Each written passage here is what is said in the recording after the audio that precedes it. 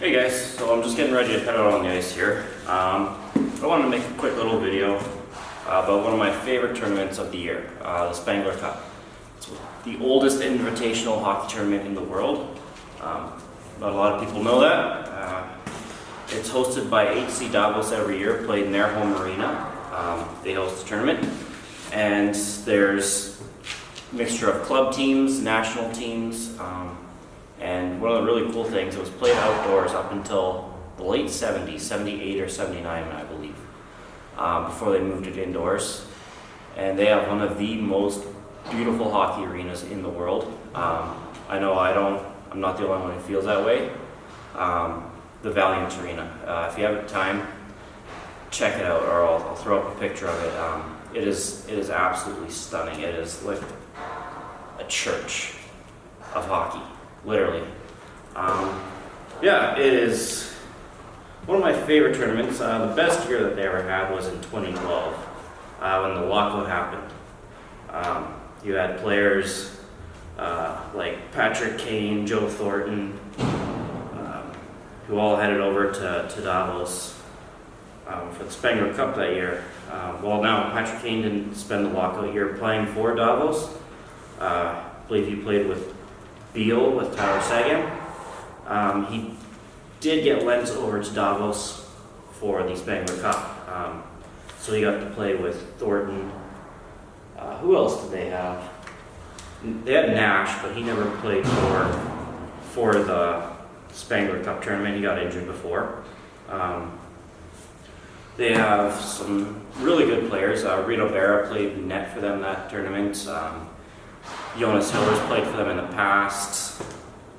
One of my personal favorite players is Reto Von Arx. He was a Blackhawks draft pick. Played a handful of games over there. But he went back home to his home team and played the rest of his career there as their leader in pretty much every category he could. Big fan favorite over there, and I was kind of drawn to him because of his number. He wore 83. I liked wearing number 82, so just thought it was kind of cool. And I even have an unused stick of his that I brought with me here today. I'm going to try out along with his jersey. I only got to see him play once a year during the Spengler Cup, so I never saw him throughout the rest of the year with, just in regular season. But from what I gathered, he was a really good player. Wasn't a huge scorer. Really good. Though for just the veteran leadership and all that fun stuff. I'll see if I can find some highlights of his and throw them in here as well.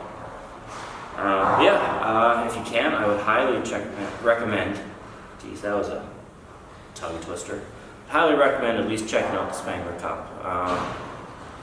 It's kind of got just like an old school feel to it that's really special and unique that you don't get in the NHL.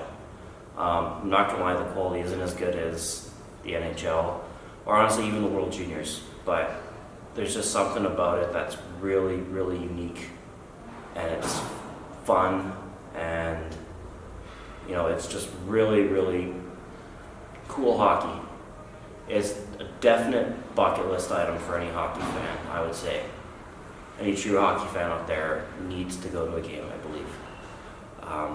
It's something I'm looking at doing. Probably not anytime soon. I'm brokish. I'm broke. Just leave it at that. But down the line, I would like to go. I would really, really love to go and see the Valiant Arena, HC Davos. Some of their history is just unbelievable. Mark Crawford played for them back in the 70s. I believe he got to play in the outdoor version of this tournament too. Mark Crawford, of course, being the coach of Vancouver, LA, maybe Phoenix? No, I don't know. I believe he's an assistant coach right now in Ottawa. That's not working out too well for him. But yeah, so we're gonna go hit the ice. I'm not sure if I can get any video of the ice today. We'll see. We'll try out the Reto Von Arx stick. I'll do a video of that, probably not today, but in the near future. Next time I get on the ice, I'll have a couple new sticks I want you to try out for you guys. But I'm sure I'll get some weird looks wearing the Davos jersey. Always get weird looks whenever I wear a European KHL Swiss League jersey, so it should be fun. Alright guys, I'll see you out there.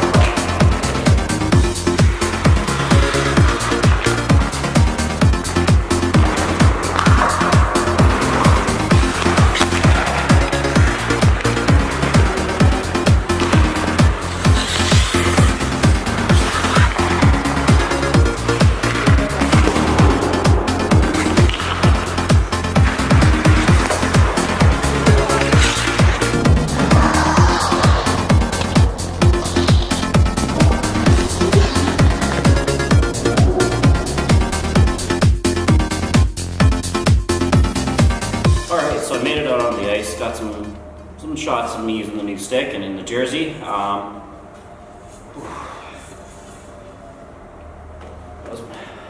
was air luck. Oh, all right. Anyway, I don't know. It's fine. Anyway, the stick was awesome. It's a little bit stiffer than the stick that I normally use. I use typically 75 to 85. This is a 1, it's been cut down a little bit. It's 100, so it's been cut down a little bit. So it's probably closer to like 105 flex or 110 maybe even. And that was really noticeable. I felt like when I got the shots that I wanted, they were perfect. They were hard, they were accurate.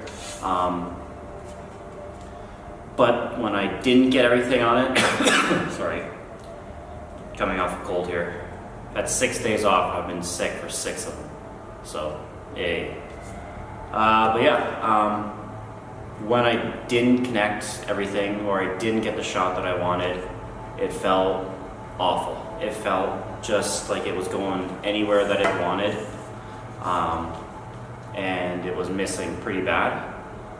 But my shots felt a lot heavier with 105 flex versus my typical 75 flex. All in all, I love it. I'll probably use it a couple more times. I don't really want to use it in, like a rec game or anything, or an actual game, just for kind of shooting around, messing around. I'll have some fun with it, but yeah, I really liked it. I love his tape job too. I redid it. It didn't come with tape on the bottom, but I taped it up just like him. And he's the reason I actually taped my stick like this for the longest time. Almost 4 years now I've taped it like this. I just recently switched how I tape the top, and I love the way I tape it now. But yeah, I taped a stick like this for a good 4 years just because of Reto Von Arx. Got a badass name, eh? And I loved it. It was a good 4 years with it, but it was just time for a change. Getting sidetracked here from my original talking purposes. Anyway, thanks for watching, guys. I hope I didn't ramble on too long here. Give it a like, and if you could subscribe, I'd greatly appreciate it. And Merry Christmas to everyone. I hope you had a good one. Thanks. Bye.